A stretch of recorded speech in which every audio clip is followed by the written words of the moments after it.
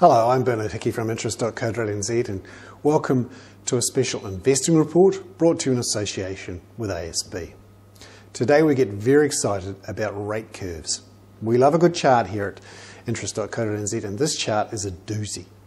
It shows the difference between the New Zealand government bond yield for the 10-year bond and the 1-year bond. Essentially, it shows how steep the bond curve is. Now, in the past, New Zealand has actually had a negative curve. What that means is that short-term interest rates are actually higher than long-term interest rates.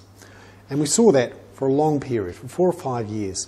And you can see here in the chart, the bit where it dips under the 0 mark, that's where the rate curve was negative.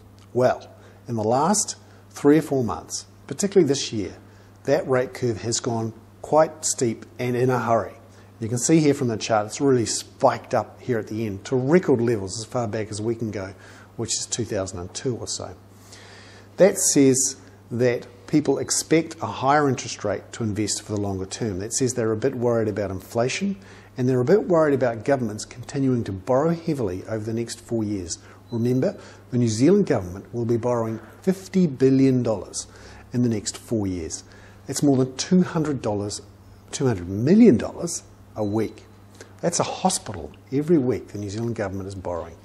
We sure as heck want a high interest rate for that borrowing, given the New Zealand government is going to be that much further in debt, and there is the risk longer term of inflation. So, a very steep yield curve, something we haven't seen for a long time, and it's at record levels.